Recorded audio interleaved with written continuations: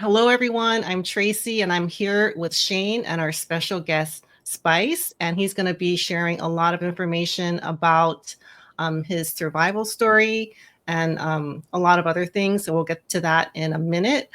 Before we get started, if you haven't subscribed yet, please do so before you leave and like, comment, and share this video so we can let as many people know what really happened that day in Lahaina. And Spice has a very traumatic, or I guess inspiring story of survival and perseverance. So he's going to share that and go into who he is and the very unique skills and knowledge that he has. So I've known Spice for a little while now, and every time I have like a health condition or something, I'm like, what do I need to take? Because I don't like going to the doctor. So he has this huge wealth of knowledge regarding healing and health, in a way that is not our standard go to the doctor and get a prescription type of deal. So with that, welcome, Spice. Thank you so much for being here. And so tell us a little bit about what you do, where you're from, and just a little about yourself.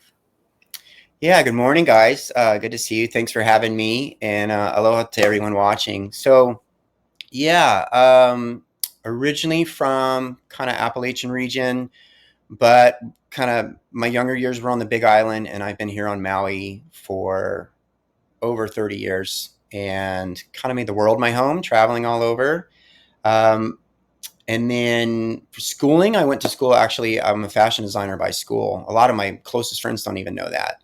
And as well as I did high-end photography, fashion shoots, and stuff like that. But my main line of work through family and through, I think, God's path, I've tried to get away from it sometimes, but I just keep guiding, is I'm a traditional healer, psychic, and medicine man.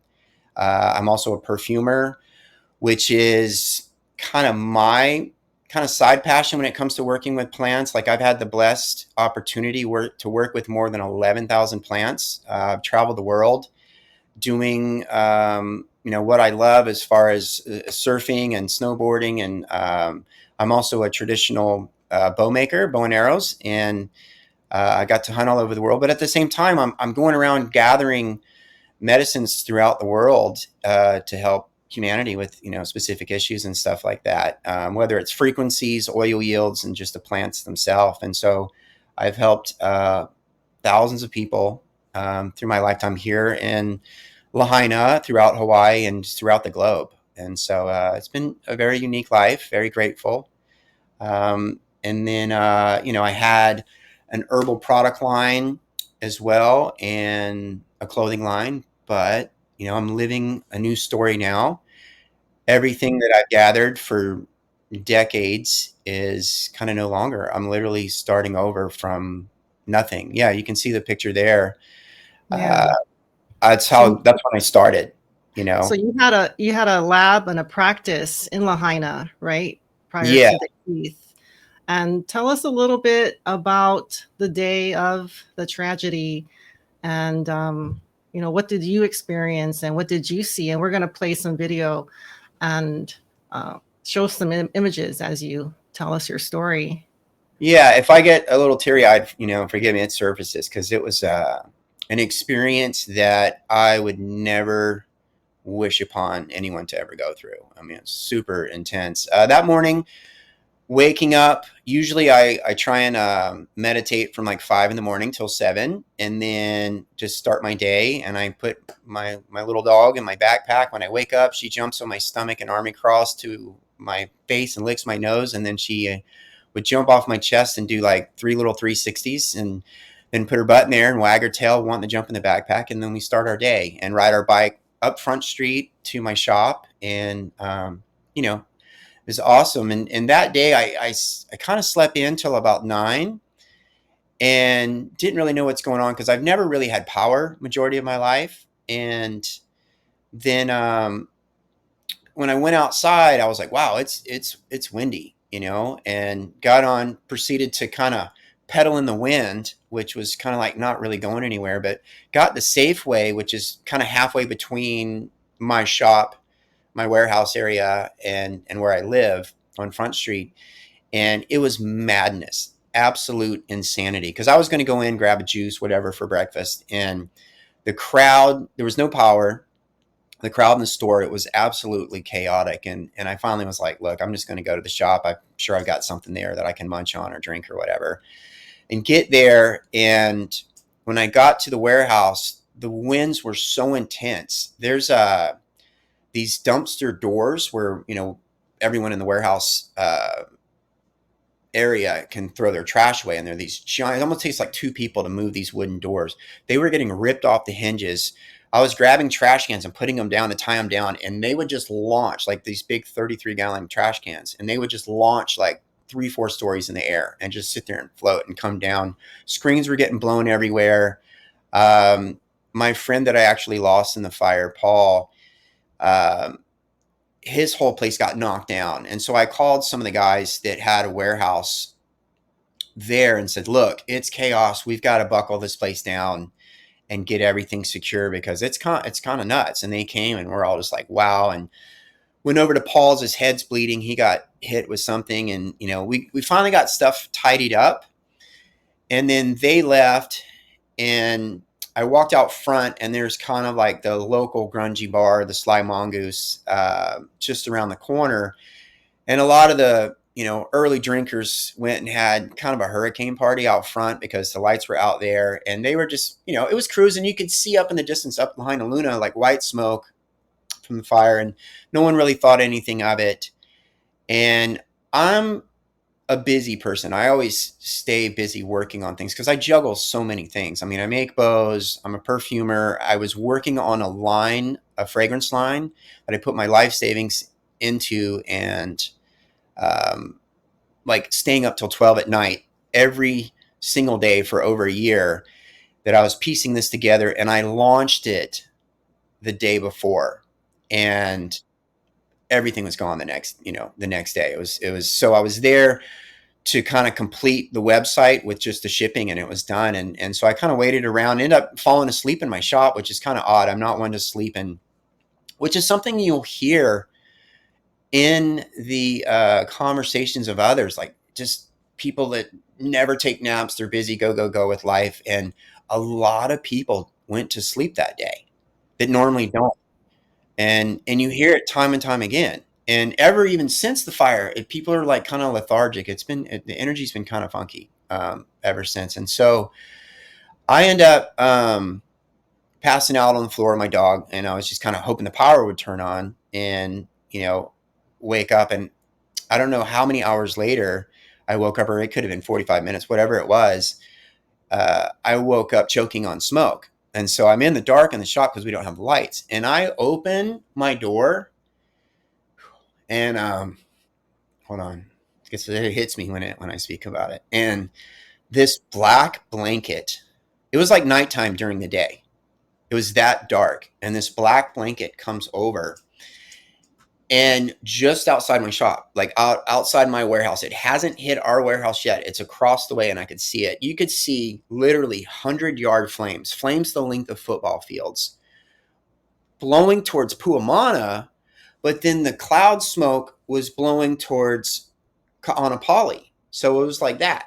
And it made no sense to me. So I thought I was in a dream, and I'm slapping my face like, wake up, wake up. And the amount of explosions going on, I started like, I guess, waking up thinking we were at war, because it was like boom, boom, boom. Like, and hear people talking about propane tanks. It's impossible unless there was a propane tank every 5 feet. Like my ears rang for weeks. Like I was almost like I had to wear stuff in my ears because my ears were so sensitive. And the explosions that were happening and the intensity of the explosions. And I was like, Lychee, we got to go. I had to react because I thought it was crucial to just get out, see what's going on, the escape route, because going into my warehouse area, there's only one way in and one way out.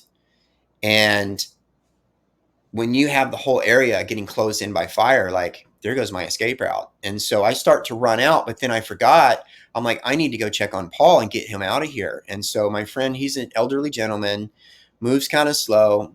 And yeah, you can see there, I taught him bow making. The guy, Paul, was absolutely wonderful. A friend of mine for like 15 years. He was this genius mathematician. Like he could take the pyramids and give you the circumference of the earth. And like, he was an incredible woodworker, like craftsman. I think he did those type of boats with no nails and stuff. He was amazing.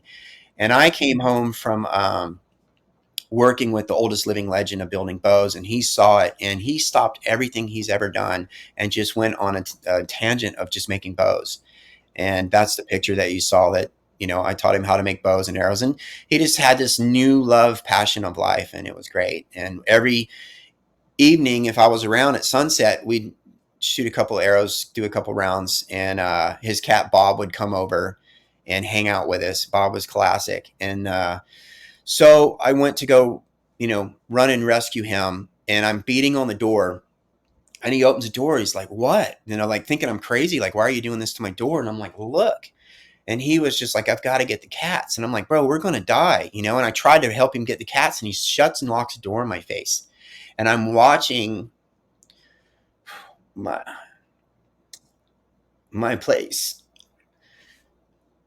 like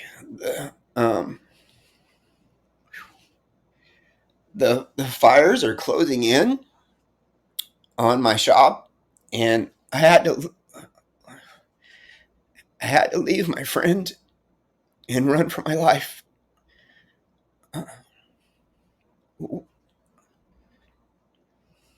Sorry, with my dog on my back, and I got out because our warehouse is like two strips of buildings in the opening, and there's a back way, but it's fenced, and it's these little tight alleys. And yeah, so I had lychee and just started running for our life because all these explosions, all you could see was orange and flames. And getting out, um, it was all closing in from the fire, and I thought it was going to jump and light my building. And when I finally made it, I ran and got out, and then it was like a Hollywood movie couldn't produce. Like I looked in the eyes of hell. Like I started running.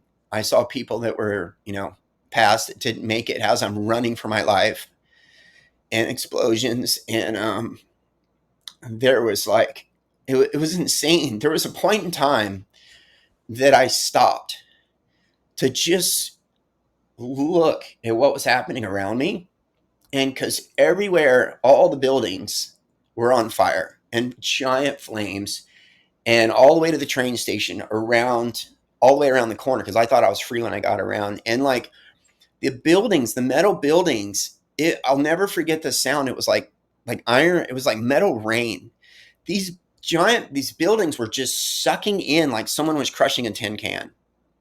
And I didn't, I just didn't have time. And there were trees down, it was absolute insanity. And so I cut the corner, and there's these flames going over these two propane tanks. I just lost it, screaming, crying, because I thought, like, these two propane tanks are gigantic. I think they are what actually supplies the whole west side of Maui.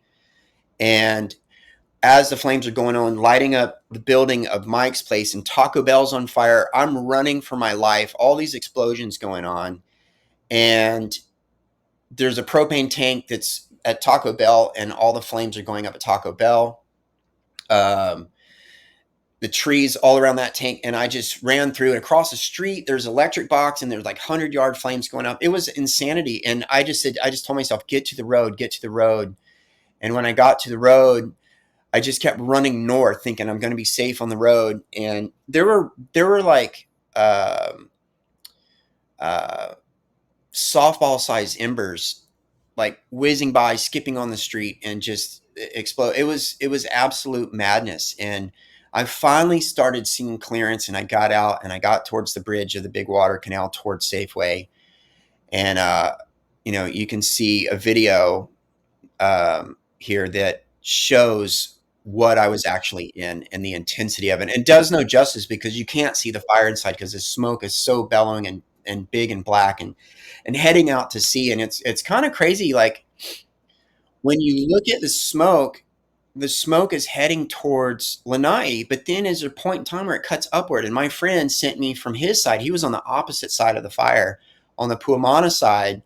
and it's doing the same thing. It's like all the smoke's heading out and it's traveling up, which was really odd to me with the way the winds are for a hurricane. You know, they should be going and guided in a specific direction. Just like if anyone who's lived here in Hawaii, we have what's called the VOG. And luckily we haven't had it for quite some time, but the VOG, if you don't know what the VOG is, it's like a volcanic ash fog that comes from the Big Island when we have Kona winds, which Kona means south, and they will go all the way to Kauai. And being on Maui, it can get so bad that you can't even see visibly Lanai or Molokai, Molokini, Kaho'olawe. You can't even see the islands. It gets that thick. And so it was just really strange that all that smoke would go and then cut upward. And then later, I just kind of reflected. There's a field where I used to go walk my dogs all the time, and it was like charred. Like if you look at this, and you can see how far the fire is away. Like the fire's at definitely a quarter mile, possibly a half a mile away. And I'm sitting here going, why? Like, where's the fire? Because see the distance of the fire is off behind that building right there, and then this is toast, and you're going, where did this come from? Because there's no fire up above me, and then the direction of where the smoke is coming from, and it kind of looks like steam. Um, there's the whole shopping plaza where Ace Hardware is, and Foodland Farms, and you know, beauty salons and stuff like that, and they're still there. They're still standing. So you're like, where did this come from? You know, with the winds and stuff. It's just kind of funky to me, kind of odd. I have no idea. And so after that, I ran to my friend's house screaming and crying, and I get to there, and he's on the roof, and the first thing he yells is, what are all these explosions? And I'm like, we just lost Paul, and it's my dear friend Mark and Renee, and he had a warehouse there. We were by a renowned, very loved shaper here, Oli. He makes Oli surfboards, and Mark worked there, and across from Paul. And I told him we just lost Paul, and I'm a disaster. His wife's trying to get everything to go and leave. She takes off, and then I'm just going, there's so much madness in Lahaina right now that I was going to run to the house to check on it, so make sure there's no looting. And I start running for the house, which is, I don't know, 3/4 of a mile away. And as I'm running, I hear someone yell spice, and then it was his wife in the car, and I jump in with my dog, and then she's got their dog, and we just sat there on Front Street, not going anywhere for like 5 minutes. And I'm like, Renee, I got to go and check on the house. I got out and started running, and no one's moving anywhere. It was really trippy. And I remember when I finally get to the house to turn into the driveway, I just caught eye with this girl. We smiled, and she was in a maroon Saab. I go inside, check everything out, and I sit there kind of in the house just going, what just happened, and gathering my bearings. And I come out, you know, maybe 15 minutes later, I put my dog on the bed and just kind of try and just get a peace of mind for a second. And the girl's still out front like 15 minutes later. And then we, not far after that, it dark had come and people finally were cleared out. But it was weird because I did walk up, and you could see the police had it all blocked, and the whole highway going out of towards Kaanapali was wide open. There were power lines down, but the whole road, they could have blocked Kaanapali from anyone coming in and just had everyone evacuate. But everyone was stuck there on Front Street. And so I had no idea why that was. But I think it, you know, obviously was not a good thing for the community and escaping and stuff like that. But then dark set in, and I went outside of my place and got to, you know, Front Street's right there, and you could look up, and it was just orange, and you could just see these little ants running towards me, and people were coming. Front Street's gone. Go, run for your life. Go.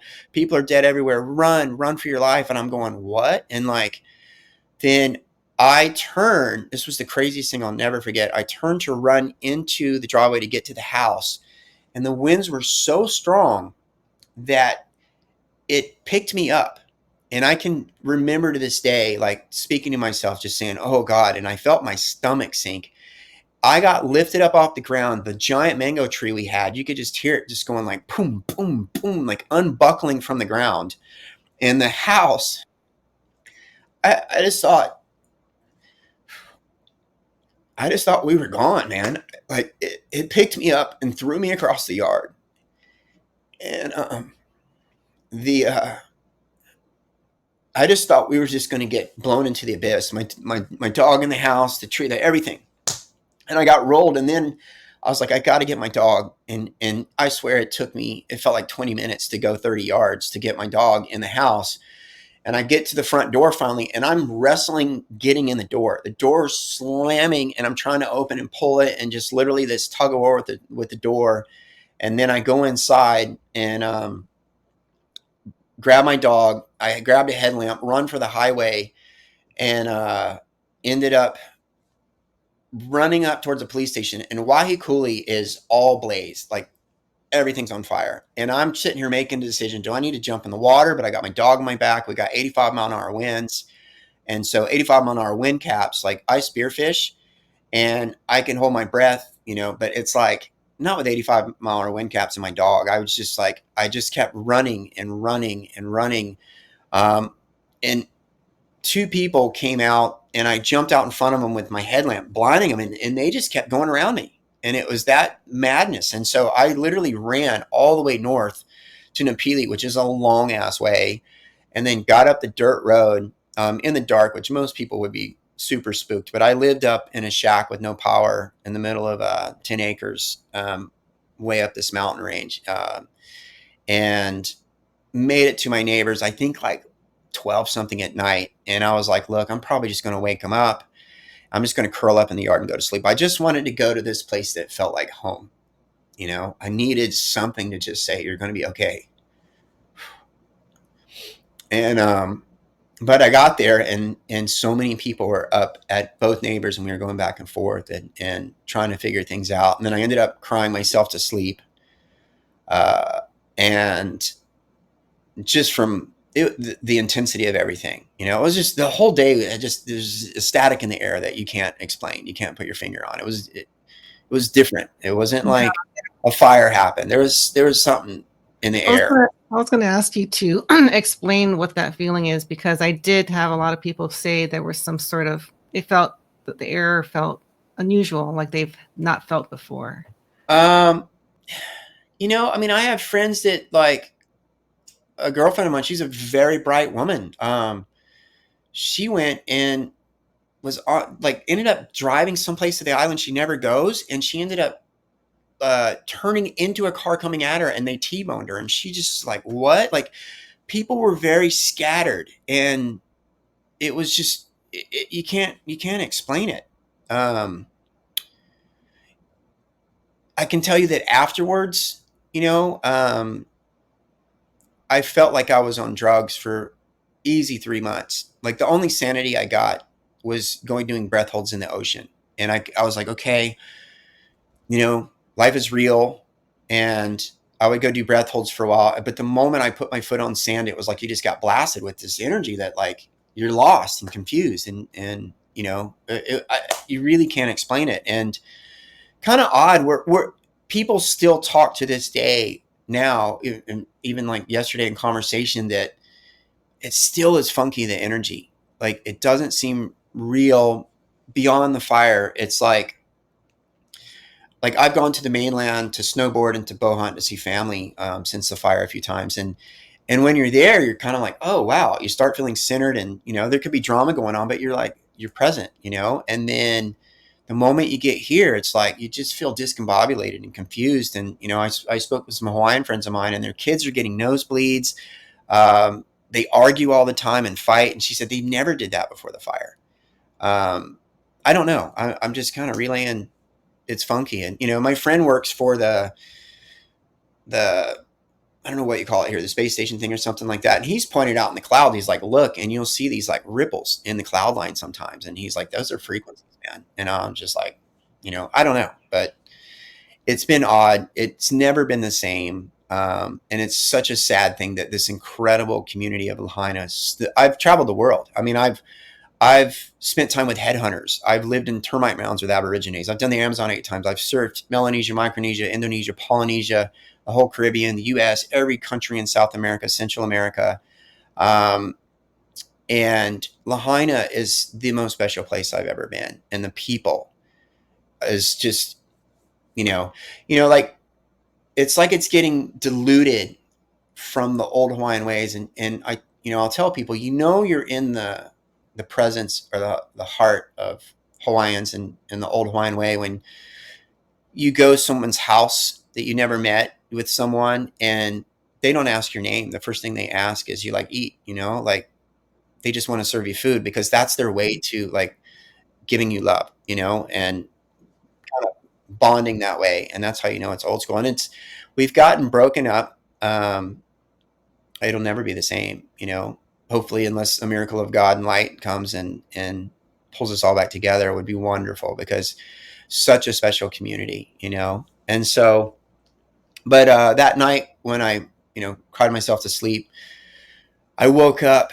to the boys talking outside, my friends' younger kids. And, I went outside. I'm like, guys, what's up? I just lost everything in my life.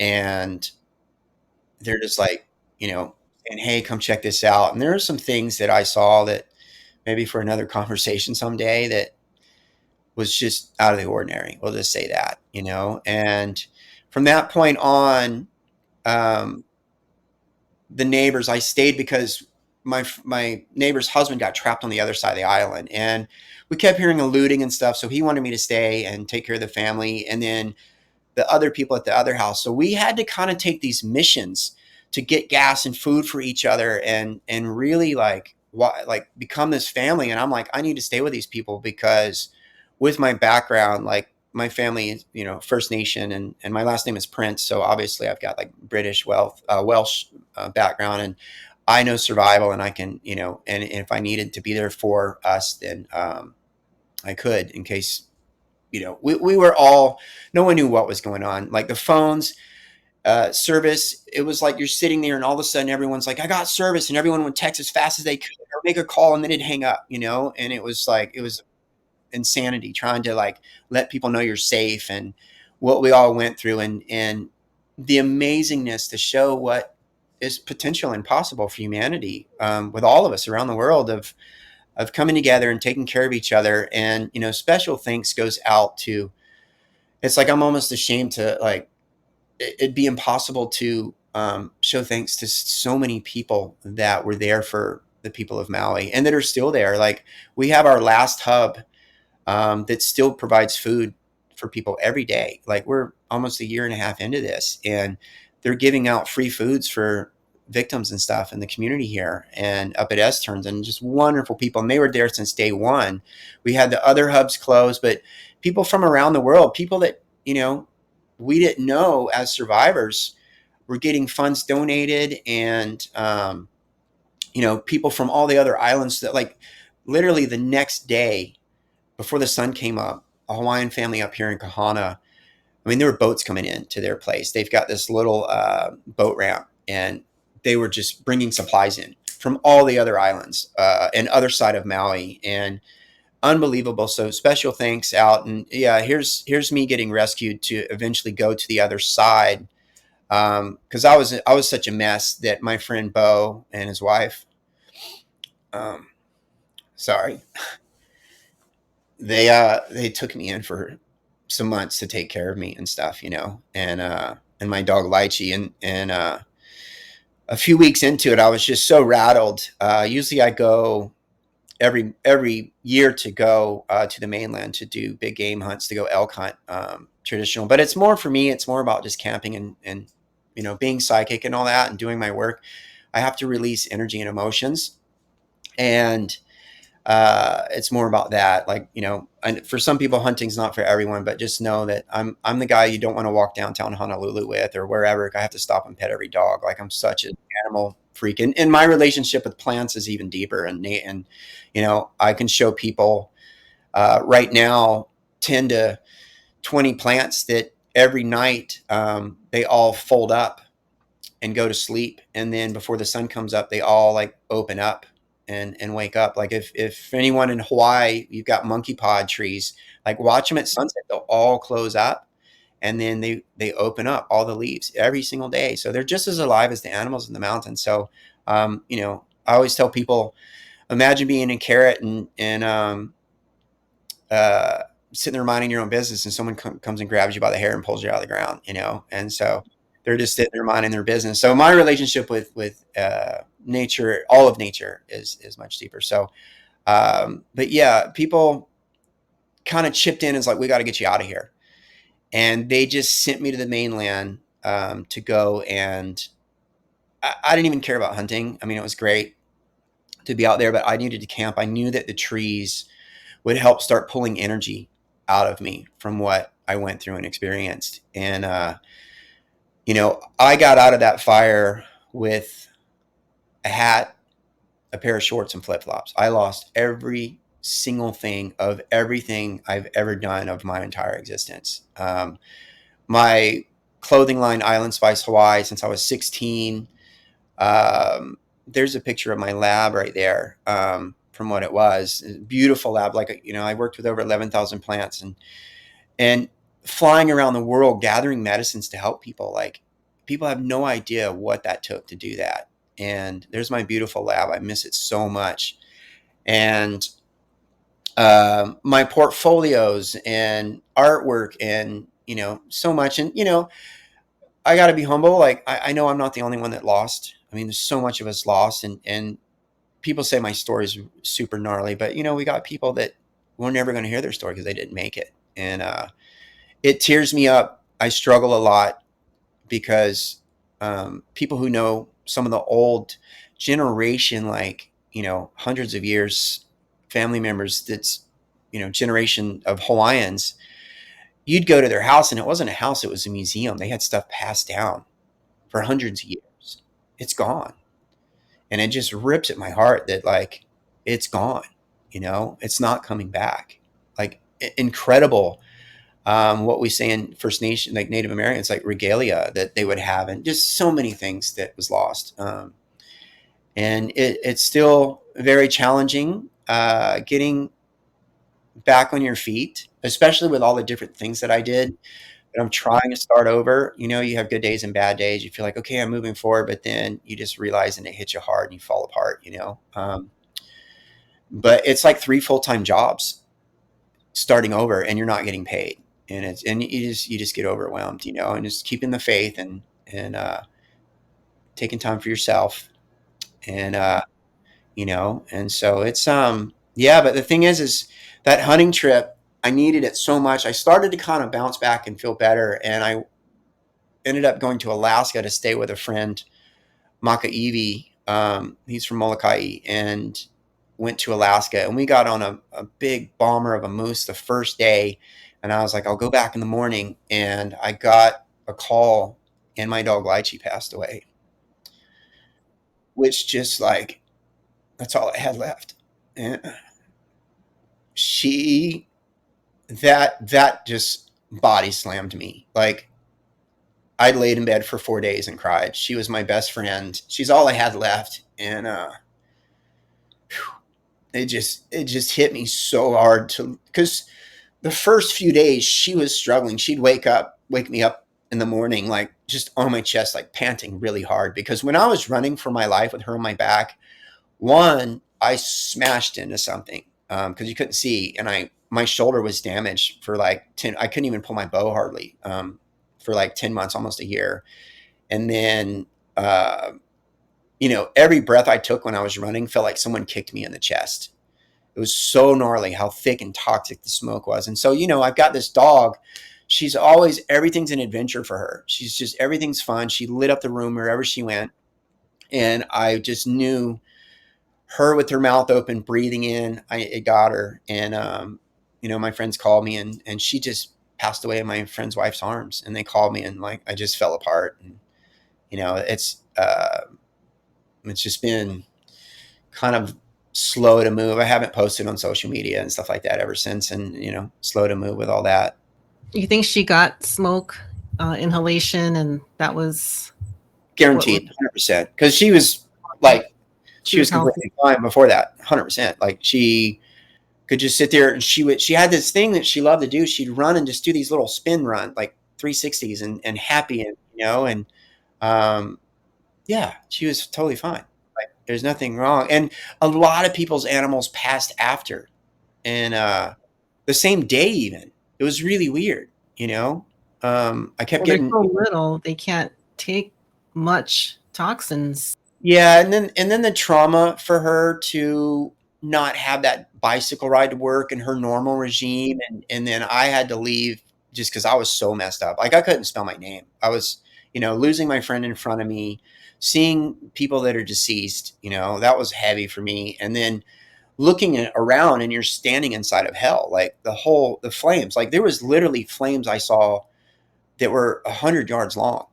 And like to see that and experience that, like I don't wish that upon anyone's worst enemy, and she was so attached to me. Like if I walked outside, she'd have to go outside as long as she had her eye on me. Like she was my little best friend. And I had a dog before Rasta, and Rasta was older. She died of old age. And when she passed away, I said, Lychee, you're about to have the best life any dog's ever had. And I just made sure she was with me. Like if I had to go to the bank, she was on my bicycle with me and the backpack. And then along the way, we had little stops that people loved her and she got treats. And, so it was just a really tough loss for me. Like talking about getting kicked when you're down.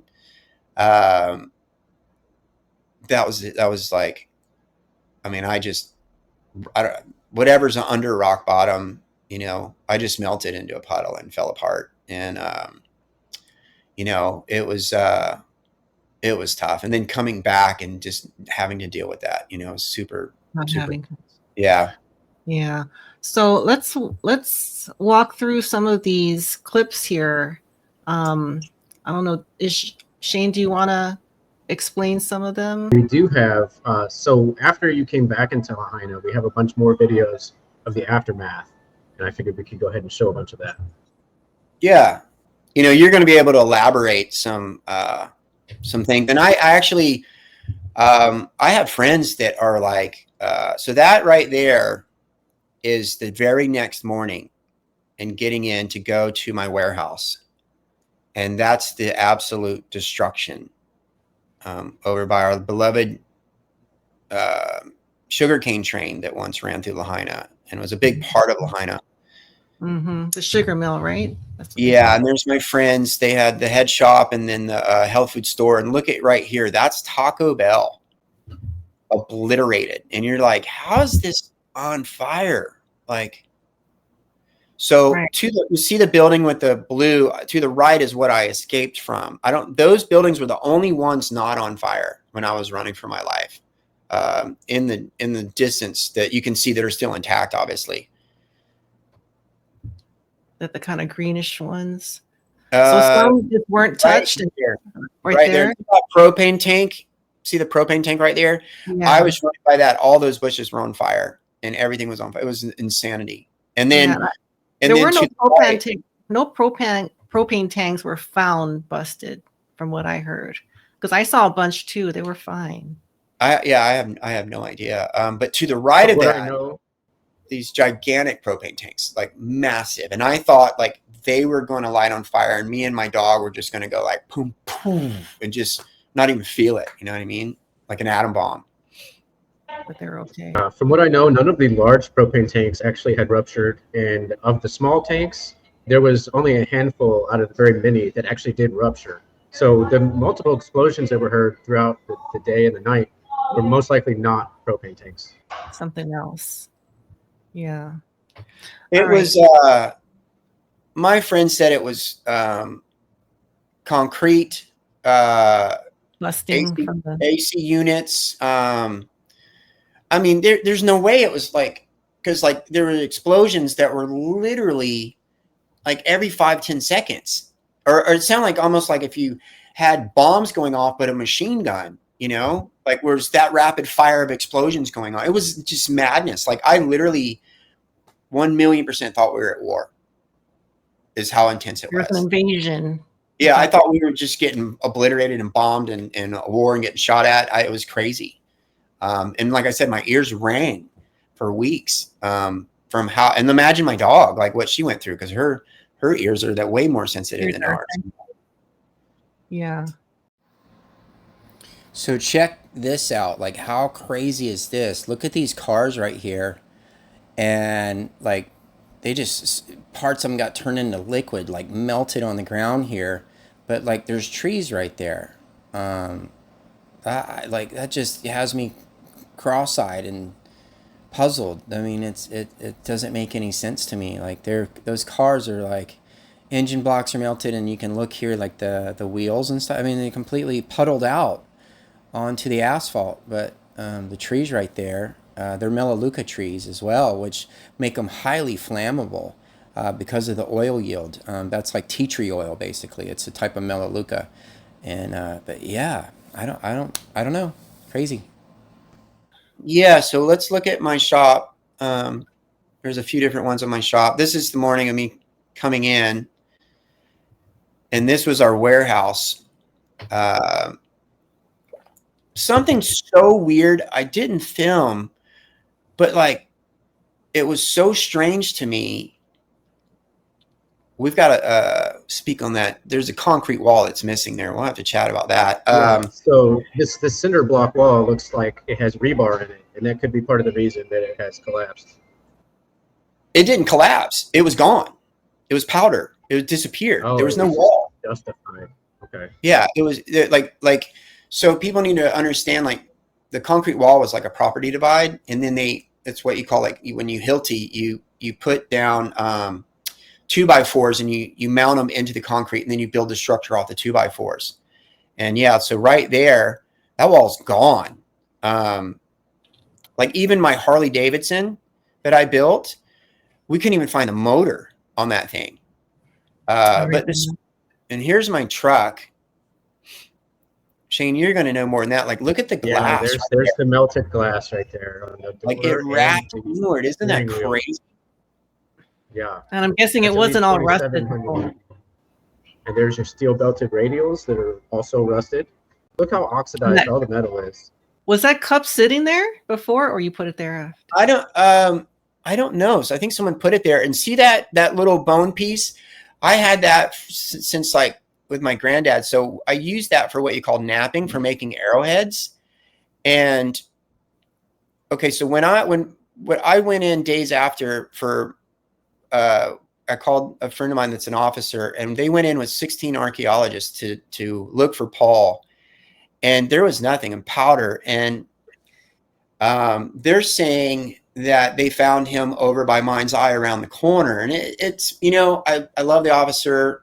He's a good man. And I know he went in trying to rescue people during the fire. And I don't know. I haven't seen proof. I was told that I was going to see proof to identify him. But I will say this, that above in my loft of my shop, from just my years of hunting, of bow hunting and feeding myself, and, you know, ethically, and honoring my ancestors, both sides of my families were both hunters, and not a single skull rack, like a Euro mount, like the antlers of deer and the skull mounts. Like, I had giant boars and rams, mouflons, and you know, mountain goats and deer. Like, there wasn't a tooth, there wasn't an antler, there wasn't a bone, a fragment. There was nothing. Powder, absolute powder.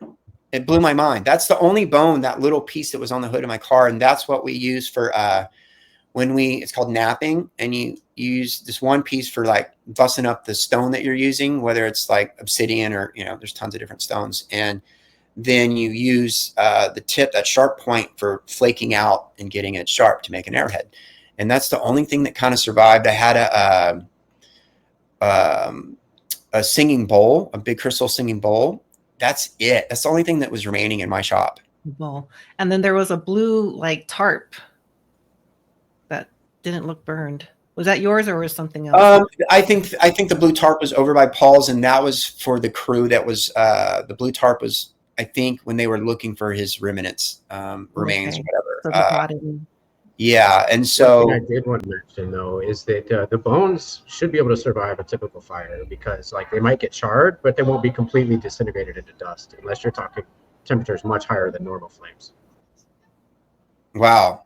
Yeah. To have that amount, there was probably, you know, I gave a lot away when I had to move out of the mountains. I lived in a shack with no power, way up in the mountains, and like it was amazing. I had every fruit tree in the world and lived from the land. And when I left, I just gave a bunch of the deer skulls and whatever to just friends and stuff for their house and looks and stuff. But I had a good 10 or 15 from traveling and stuff up there, and there's zero, there's none, there's nothing, powder, nothing. Yeah.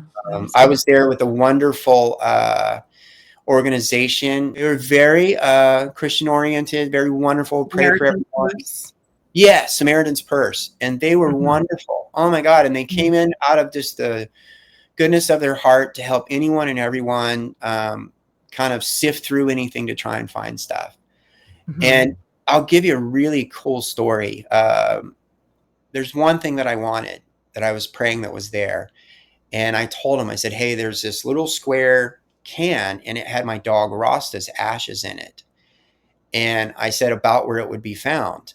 And they went in and sifted and they pulled it up. And when they pulled it up, it was the craziest thing. My heart filled up with, like, I wasn't thinking of anything. I was kind of like, oh, awesome. They got her, and I was going to keep her, put it in a bag until whatever.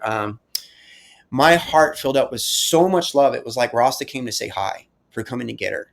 It was the most amazing experience that it was like you could just feel your dog from the path wagging its tail and happy to see you again. Really beautiful experience that I was not expecting or even thinking of. It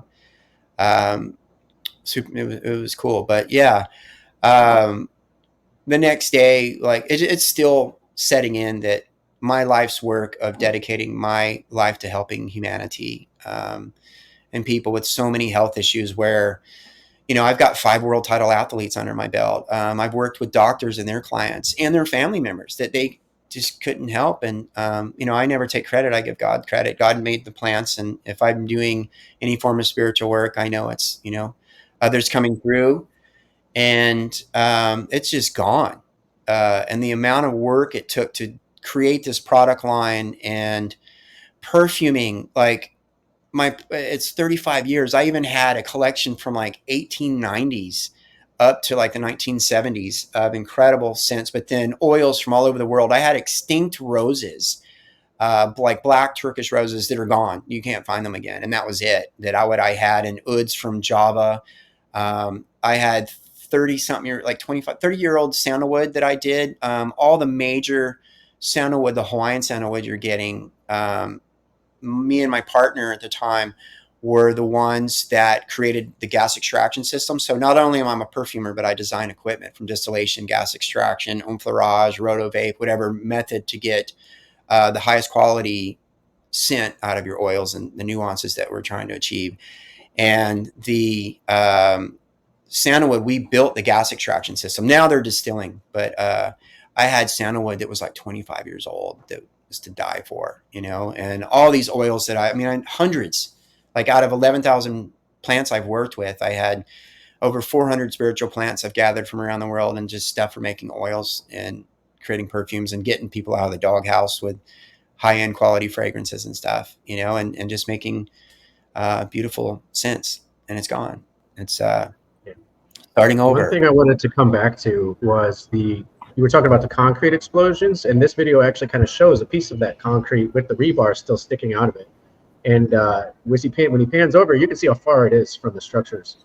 So that must have been very explosive to propel these pieces of concrete so far. And you can see the char on there too.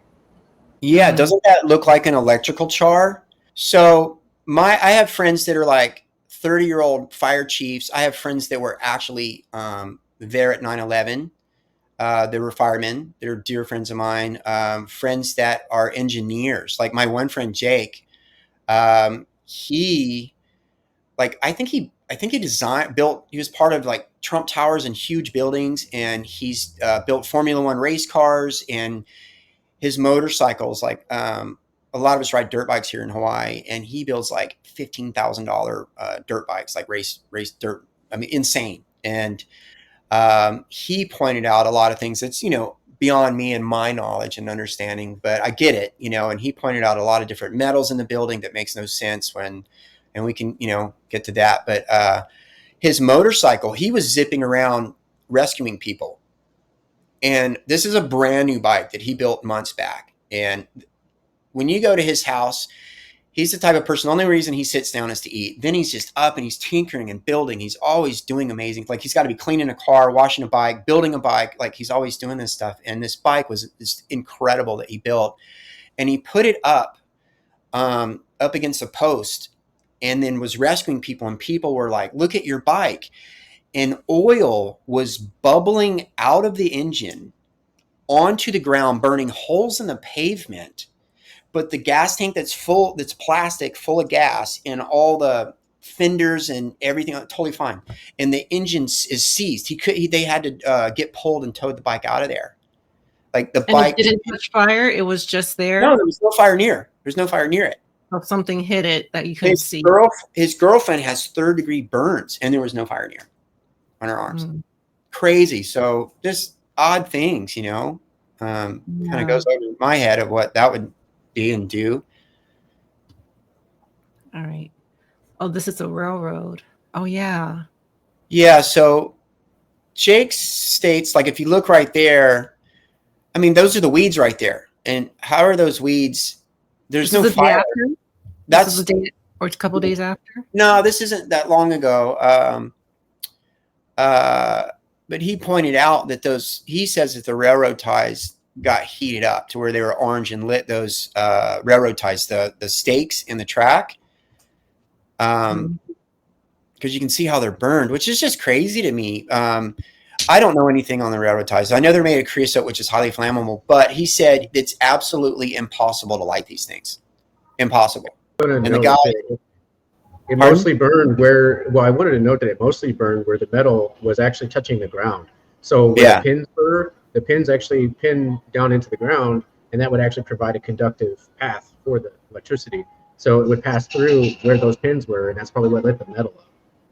Yeah, and he showed the bridge with all these cracks in it that got painted over, and he said that's because rebar got heated up. I don't, this isn't my specialty, and I'm not an engineer and know any of that stuff.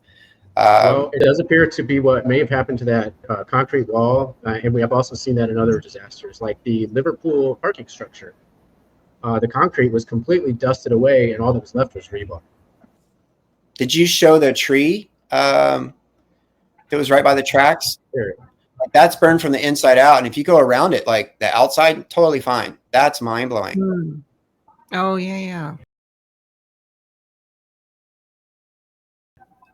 He, like I said, my friend is like, he's just a very educated person in the field of engineering and how things work. He can tell you boiling points of whatever liquid to melting points of any single material. And like, he's just pointing out stuff in these buildings going, look at these I-beams that are like corkscrewed.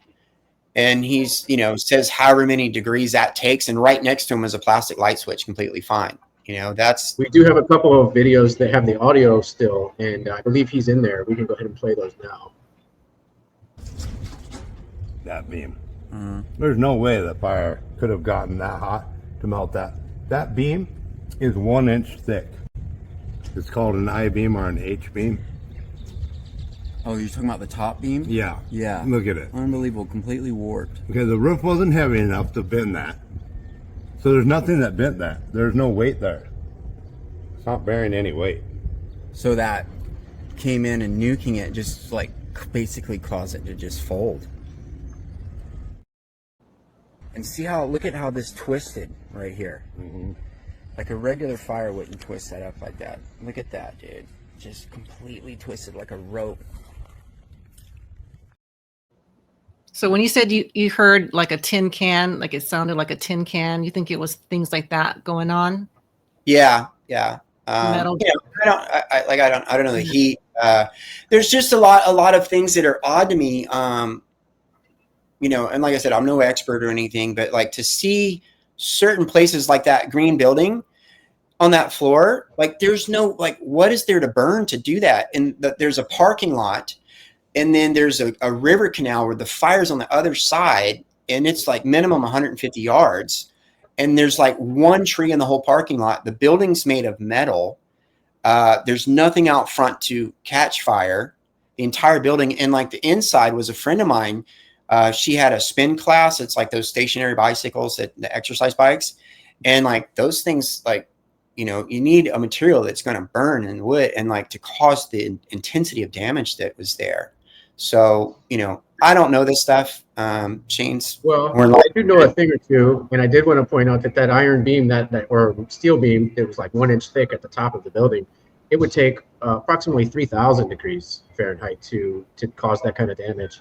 And then it's really, you know, the metal door that was twisted like a rope. That is quite a trip. And I can only say that it was probably some sort of electromagnetics that would perform such a feat. Yeah, and another thing that Emerald Plaza had were those smart meters, totally intact but melted. Yeah. Yeah, and he said that that's because of the copper, but you're like, where's the fire coming from? Right. He educated me that like inside of those is copper, and the copper element heated up and caused that. And it's kind of weird. Well, maybe not, because the closer you get to the building, the more kind of disintegrated they are.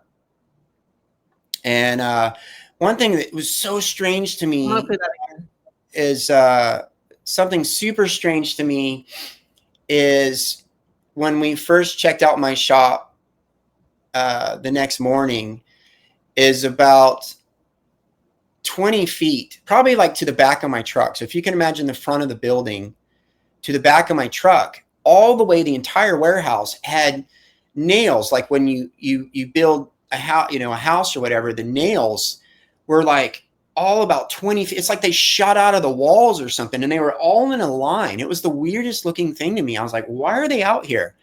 And like the neighbor next to me, he had no material to burn. He rented out golf clubs. Golf clubs flammable, Shane? I don't think they are. Metal. So they were gone? The golf clubs were melted, or they were just gone? You couldn't find them? I don't know. I think they were gone. It's in the video. They were definitely destroyed. The whole building was destroyed. And, you know, I've done, so a friend of mine was the manager of the complex. And so if someone moved in, they would do reconstruction for that particular unit. And I went in and did renovations on some of them to help out. And it's just a basic skeleton. Like you've got 2x4s and then thin wooden panel. And like the front panel is like 1/4 inch to 1/2 inch at the most. So like, where's the fire to completely destroy something to that degree, you know? I don't know. Like things don't add up to me. And like I said, I'm not knowledgeable. I'm not an expert, but kind of funky. Yeah, we're starting to figure it out. Yeah. And we'll figure all this out completely at some point. So this is the house that I lived in right here on the ocean.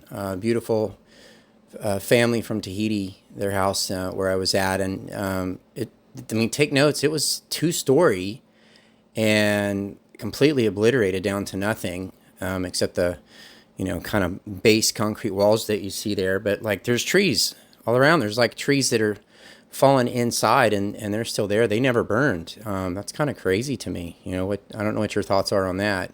Yeah, that tree on the left fell into the house and it didn't burn. And then you can see the burn mark on the right side where the electrical box is. It looks like that burn mark is about equal distance around the smart meter that's mounted there. And then right here, you're looking from my driveway towards the mountain, and directly across the street here at Front Street, kind of the area that, you know, people know where the police were that seemed to be holding up traffic from going north and escaping the fire when it was so intense. Right across there, it was a restaurant. It was known as the Old Chart House. It was getting renovated to be an amazing health food restaurant with a previous owner of a restaurant here in town. And it was 2-story as well, completely obliterated. Now, I think it was all wood, that one. But, like, look, there's trees, like the whole parking lot right in front, like everything. Like, how did this happen? you know, I don't, I'm just, there's just so much that I just don't understand. Um, why you've got a building completely on the ground and there's, and trees and poof, you know, they're gone, but trees are standing. I figure that they'd at least go along with it, you know? Yeah. Do we want to show the little coops, the houses, or okay, yeah, talk us through what this is, Spice. Where is this? So I went up to see some friends, and I'm not quite sure. These are like these building structures that are just going up like mad at the top of the Lahaina area. And, you know, it's no hidden secret that, you know, you guys have pointed out and others that they were wanting to build a smart city. That's kind of, and this does no justice. There's another sector that looks like chicken coops for people, and there's hundreds of them. And you're sitting here going, you know, in my eyes, in my heart, like, why wasn't these funds allocated to help the people of Lahaina?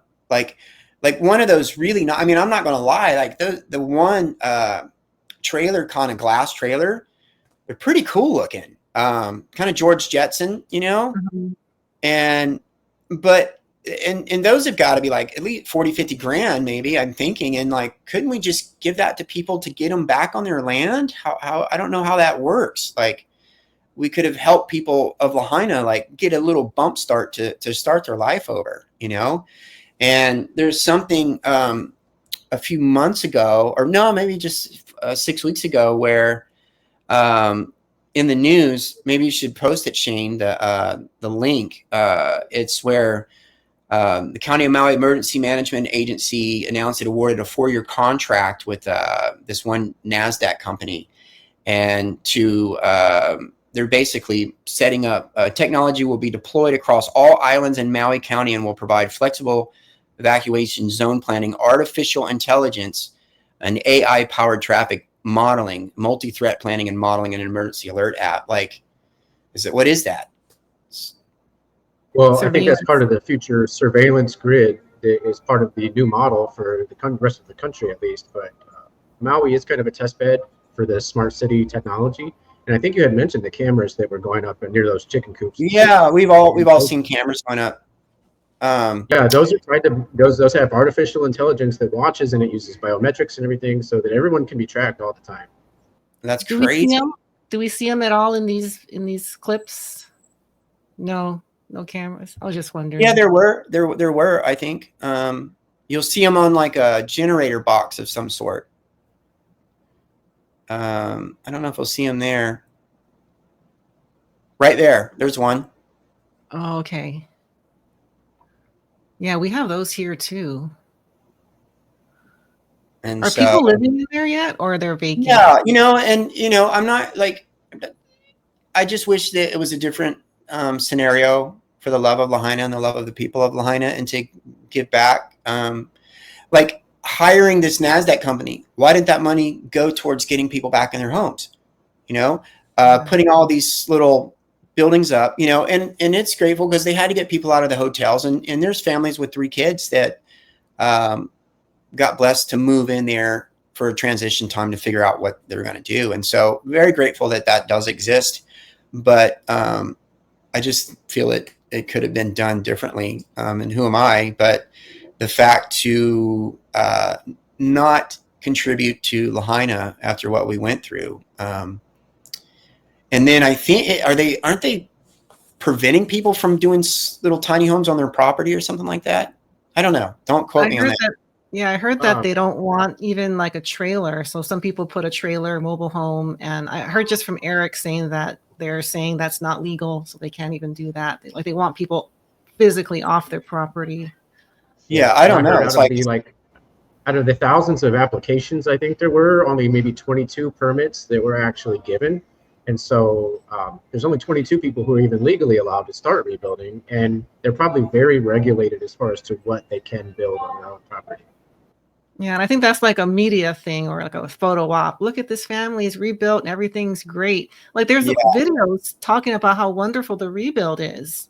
and how all these people Right. are moving back into their homes. Maui Strong actually raised hundreds of millions of dollars, but instead of giving the majority of it towards immediate cash assistance to the victims, they actually withheld a huge portion of it for future redevelopment plans, such as these. So Yeah, yeah, Wow, I would that's discourage horrible. people from donating to Maui Strong or even Lahaina Strong. If anything, I would recommend that they give directly to the victims' Venmos and their GoFundMes, and that would probably be a good time to introduce, your Venmo and GoFundMe as well. Oh, wow. Thank you. Yeah. Yeah, I mean, I'm not one to ask. Very grateful. If my Venmo is under my name, Spice, and my last name is Prince, and you can see, the picture of my medicine lab. And then my GoFundMe is, it's Island Spice Hawaii. Thank you. Yeah, still trying to move forward. And I do want to put it out there that there is a film crew kind of working on a documentary. And two things, if you would like to contribute to help them, put a little note. If you want to bless us with any financial love, then just put a little note. Hey, this is to help the film crew. They're working on a documentary of some sort with Lahaina. And on that note, if there's anyone out there from Lahaina and you want to share your story, feel free to reach out to me or Tracy and Shane. And whether if you saw something crazy, or just, you want to speak out and your story that you feel that is worth hearing for the documentary that those guys are working on. It's a great crew. They're very talented with what they do. I'm sure they would appreciate it because they're trying, and it's a lot of work. And I think that's the one we're also going to donate. We're collecting through the book site. I mean, it's not a lot, but I'm sure anything goes and anything's grateful. So yeah. And if anyone wants to reach out to me, I will be doing healing work and psychic readings. To do psychic readings, I'm also empathic. So I have to take care of myself and take time off, but got to be in a really clear headspace to do that. And please know I utilize it only to help others. I've got two types of readings where I can see for you what's to come, but at the same time, it's almost like I go in your body and I come out wearing kind of your energy field so that I know where I need to begin with what I do with natural medicines and stuff. And so if you want to just kind of keep up with my world, my Instagram is at Island Spice Hawaii. And you can follow that, and I'll bounce back and start. I want to do videos to show plant medicines here and just give love to the people of Hawaii and around it certain plants here and things of that nature. Which at some point I know we've chatted on maybe doing a live show for your viewers to type in. I just wanted everyone to be introduced to you, kind of get to know you, and I really want to touch on the spiritual battle. I mean, it's probably a video all in its own, and also the healing work you do. So we'll be doing that going forward.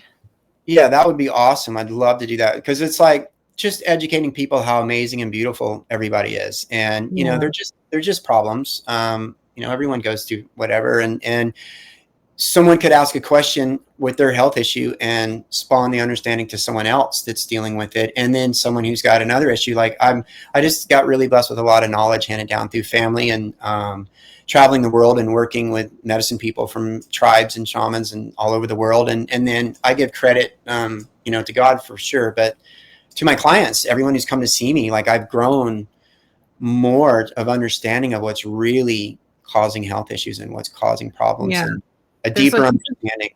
There's a huge awakening that like normal people, kind of like how I was, realizing how we've been fooled by a lot of the traditional medicines that we've been treated with, and realizing that this is not the best way to go about taking care of yourself. So I think there's a lot of interest looking at other forms. Yeah, like we all are made. I mean, if you really like reflect, we're all made from the earth. We're identical. Like in First Nation, we say, like the earth breathes like we do. Like fall into winter is her breath in, and then her breath out is spring into summer. So she lives and breathes. 1 year is one breath. It's amazing. And then there's so much you can compare with our style of healing and the medicines that we do. And, just educate people. It's just kind of amazing how when God designed a plant that they have a function and know exactly where to go in the body, whether it's for your kidneys, nutrition, for your stomach, for your liver. It's kind of like certain dogs. A bird dog is programmed to point when they see a bird. Or when I first got out, before I lost my little lychee girl, I was at my neighbor's house and they had Rosie, which is an Australian Shepherd.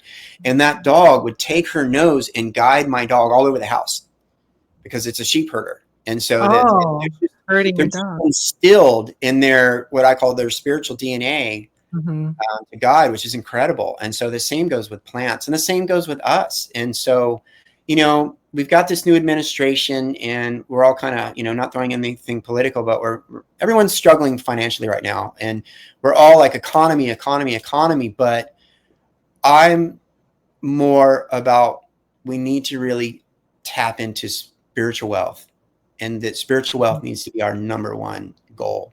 And then everything else will follow financially. Yeah. So I'd love to have you back on so you could share more of that knowledge. Yeah, I'd love to. That'd be great. Personally, this is kind of new to me. I mean, very new to me. And a lot of people watching are just starting to come to. Yeah, well, it's all I know. Like I said, I've worked on thousands of people. You can look on my website. I have two, islandspicehawaii.com and then haleparfum.com. And my fragrances are about to come out. They're pricey, but you're getting the real deal. And then Island Spice Hawaii, there's testimonials from when I was like 19 or 20. And like there was a pharmacist of 40 years of owning a pharmacy, and his girlfriend got, she was on some kind of medication and her whole body was numb. She had no feeling in her body. And I was helping someone doing some roofing, and they said, hey, that guy up there will help your wife, you know, because he was talking about it to my boss. And he's like, well, you know, they called me off the roof and he's looking at me like I'm some kid, like, what's this little kid going to know? And then I start talking and he looks at my boss. He's like, well, when can you start? And I was like, well, my boss will let me off right now. I'll go get some plants and get her started.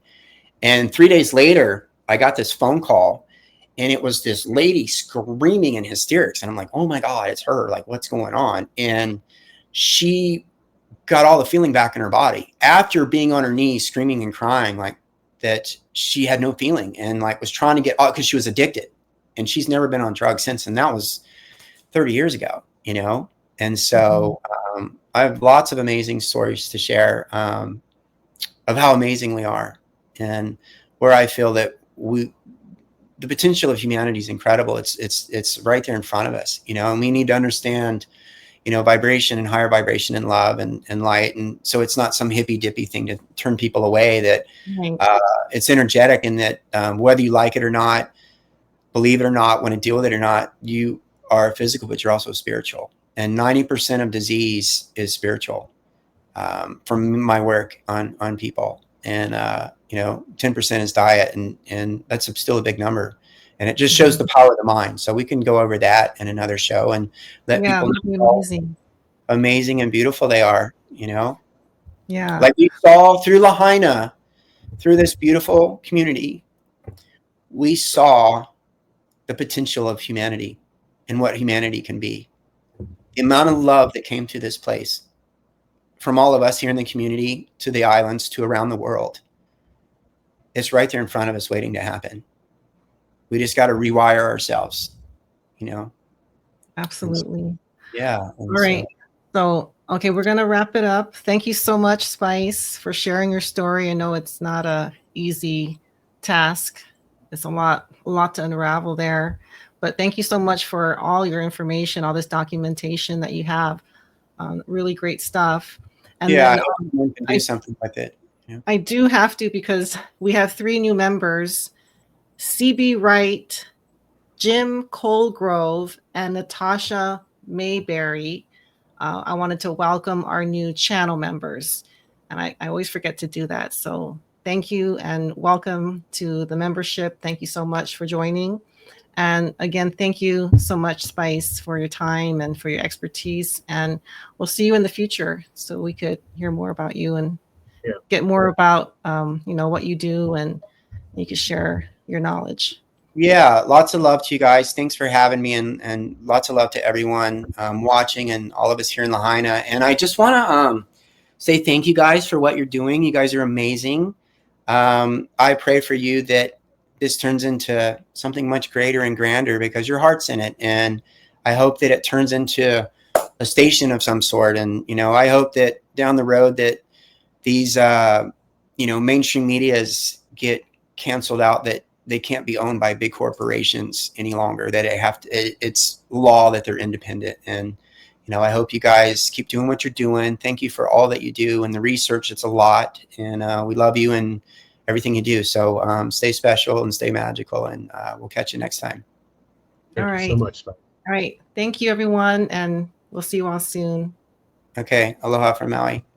Bye.